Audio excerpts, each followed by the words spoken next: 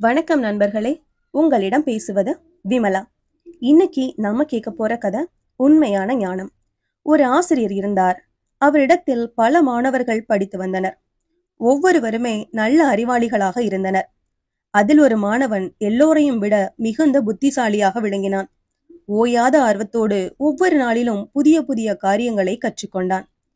இதனால் அங்கிருந்த அனைத்து மாணவர்களிலும் அவனே சிறந்தவனாக திகழ்ந்தான். ஆசிரியரும் அவனிடம் தனிப்பட்ட அன்பும் கவனமும் செலுத்தினார். சிறிது காலம் சென்றது. அவனிடம் பல மாறுதல்கள் தெரிய ஆரம்பித்தன. அவன் எல்லோரையும் ஏளனமாக நோக்க ஆரம்பித்தான். தன்னை விட மூத்த மாணவர்களை கூட மதிப்பதில்லை. பலருக்கு மத்தியில் மூத்த மாணவர்களிடம் கடினமாக கேள்வி கேட்டு அவர்கள் விடை தெரியாமல் விழிப்பதை பார்த்து கைகொட்டி சிரித்து அவர்கள் அவமானத்தில் அழும் வரை கேலி செய்ய தொடங்கினான். ஆசிரியரின் காதுகளுக்கு இந்த விஷயம் எட்டிவிட்டது. இந்த அகம்பாவம் அவனை அழித்துவிடும் என்பதை உணர்ந்தார். ஒரு நல்ல மாணவன் நாசமாவதை அவர் விரும்பவில்லை. அவனது பிழையை அவனுக்கு உணர்த்த விரும்பினார். நேரடியாக அறிவுரை சொன்னால் அவன் கண்ணை மறைக்கும் அகம்பாவத்தில் அவரையே கூட எதிர்த்து பேசக்கூடும். வேறொரு வழியை யோசித்தார். மறுநாள் அவனை அழைத்தார். மகனே, இன்று அதிகாலையில் பக்கத்து கிராமத்தில் உள்ள என் நண்பர் ஒருவர் இறந்துவிட்டார். அவர் தர்க்க சாஸ்திரத்தை கரைத்து குடித்தவர். 200க்கு மேற்பட்ட நூல்களை எழுதியவர். 10 முறை அரசாங்கத்தால் சிறந்த அறிஞருக்கான விருதினை பெற்றவர். பல அயல் நாடுகளிலும் கூட இவரது மாணவர்கள் உண்டு.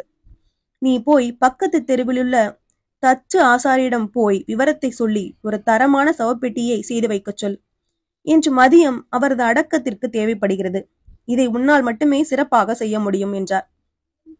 கடைசியாக அவர் அவனை உயர்த்தி சொன்ன வார்த்தைகள் அவனை மிகவும் உற்சாகப்படுத்திவிட்டன. இதோ உடனே செய்து முடிக்கிறேன் ஐயா என்று சொல்லிவிட்டு ஆசாரி வீட்டுக்கு விரைந்தான். ஆசாரி அவனை வரவேற்று அவன் வந்த விஷயத்தை கேட்டார். அவனும் மதியத்திற்குள் ஒரு தரமான சவப்பெட்டி வேண்டும் என்ற விஷயத்தை சொன்னான். ஆசாரி இறந்து போனவரை குறித்த விவரங்களை கேட்டார்.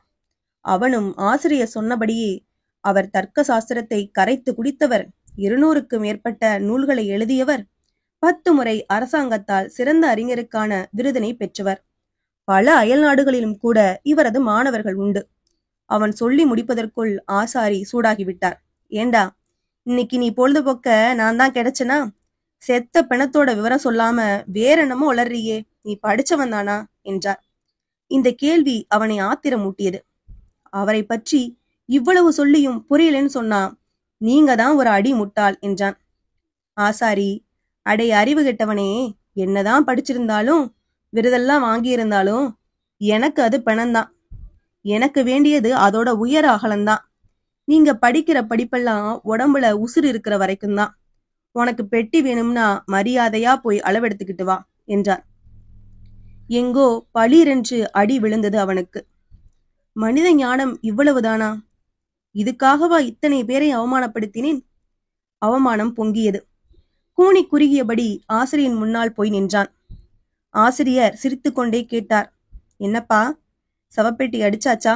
அவன் பதில் சொன்னான், அடிச்சாச்சு, என்னோட தலை கணத்துக்கு. செல்லமே, என்னதான் படித்தாலும் இது அழிய போகிற சரீரம்தான். இதை உணர்ந்து மனத்தாழ்மையாய் நடப்பதே உண்மையான ஞானம். இந்த கதை உங்களுக்கு பிடிச்சிருந்ததுன்னா லைக் பண்ணுங்க, ஷேர் பண்ணுங்க, சேனலை மறக்காம சப்ஸ்கிரைப் பண்ணுங்க. அடுத்த கதையில சந்திக்கலாம்.